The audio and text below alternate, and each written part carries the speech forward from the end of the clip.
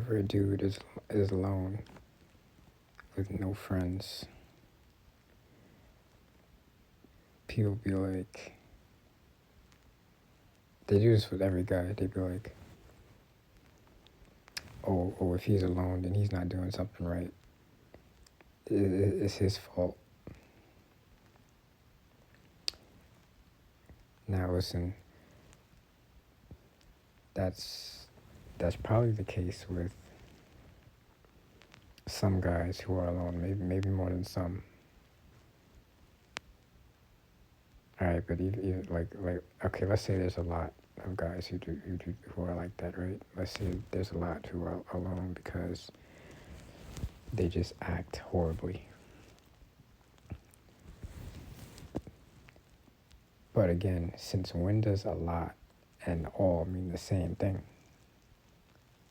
It's not the same thing, but these guys and these women too, both genders, they look at a guy who's by himself and they just assume that he's the reason, like that he is pushed, like he just insulted everyone away or just acted like so insane that no one wanted to be around him.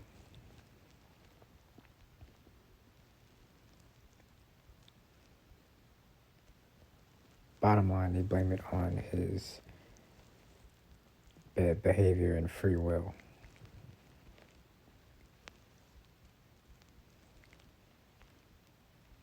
But when it comes to some guys who are alone, they have no free will over something like that. They can act how they want to act, but you got guys who are alone with a good personality. You know, they're not stuck up or they're not entitled or anything like that. And people still don't want to be around them. Why is that so difficult for people to see? Like, and yet, whenever a woman is in this position, right? Who's saying this? Who's saying this stuff? Oh, it's your fault that you're by yourself. Nobody.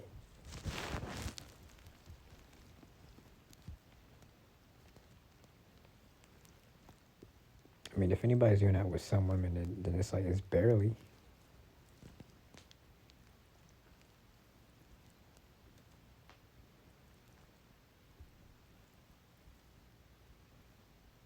But this is about judgment, right? Like people look at guys and they just judge them. They're like, "Oh, you're by yourself. Oh, you're a menace. You're a terrible person." Meanwhile, these women can be voluntarily alone, and they will still. So I'm not talking about. I'm not talking about femcells. This has nothing to do with that. This has nothing to do with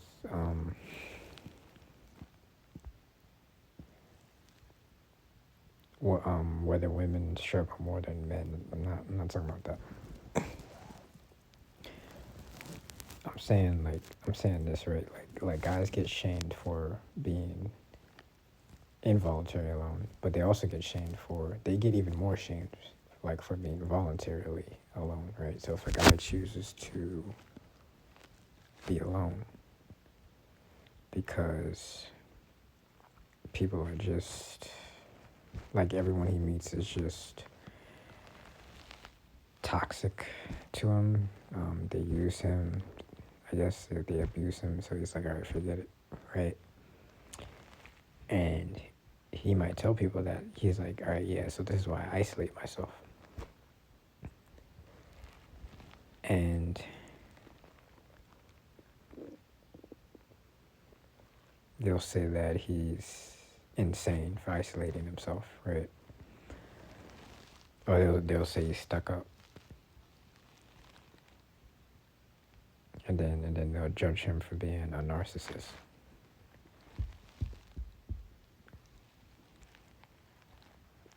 All right, so the judgment is about the same. I would say a little worse than if he's like involuntary, right? I'm not talking about celibacy. I mean, it's not about incel femicide thing. It's not.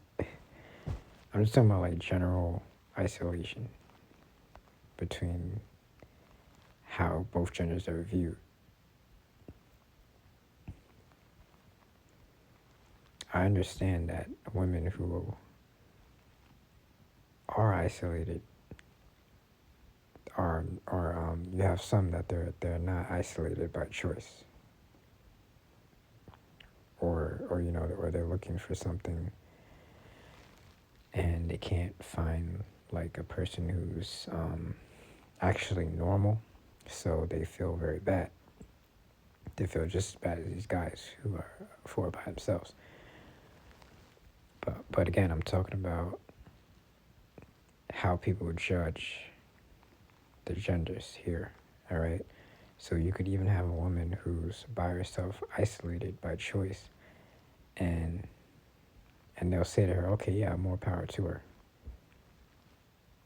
And then when a guy does this, they'll say, "Oh, you're insane," or "Oh, you're deluded. You can't keep this up forever." Um, you need this, that, and the third. And it's like, if they're not accusing them of being unable to continue being isolated, they're judging him for being a narcissist for isolating himself.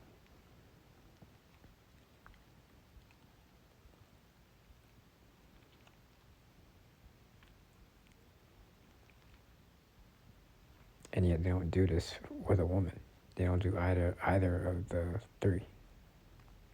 Either of the two, I mean. And as for that other thing, I already explained it. Like when you're not, when you're just involuntarily isolated, or undesirably isolated, and you're a guy, you're gonna get judged.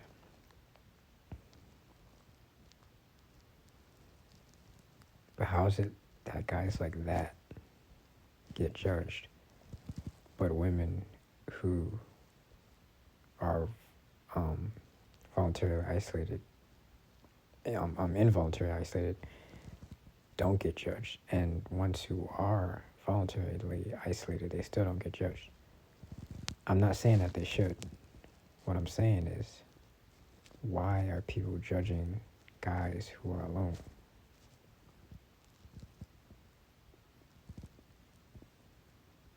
Guys that they don't even know. They do this with every single guy. I mean, if they did this with like a few here and there, or like 50-50 type thing, or heck, even 80-20. Even if they did that, I'll be like, all right. Considering how a lot of guys act, and I'm not trying to pride myself of anything, because I have no idea what my personality is like, really. I mean, I don't know if I'm decent or terrible. I wouldn't say, I don't know. I wouldn't say good, really, but if they were at least not labeling all guys the same, then I wouldn't be asking this. I wouldn't be asking, and I wouldn't be bringing this up. I wouldn't be saying, look, you don't do this with any women at all.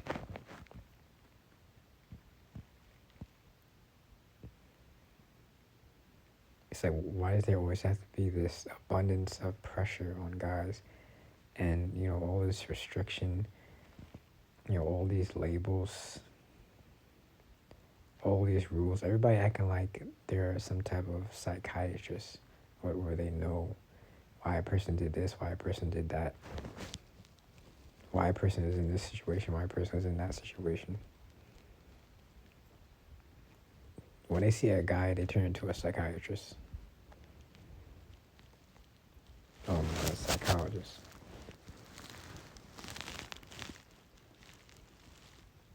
And then ready to call him insane, just like how a psychologist would. And that's what they do to these people in psych wards, and some of them don't even belong there.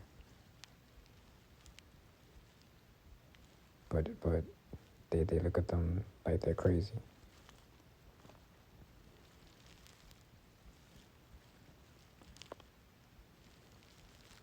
I mean, even some of the staff there will look at them like they're crazy, but at least some of them are like actually nice, But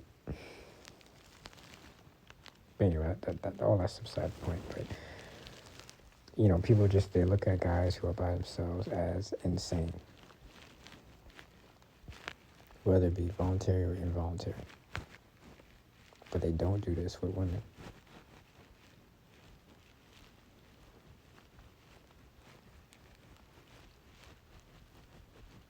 So have they ever considered that when a guy says, oh, I don't have any friends because, people just don't like me.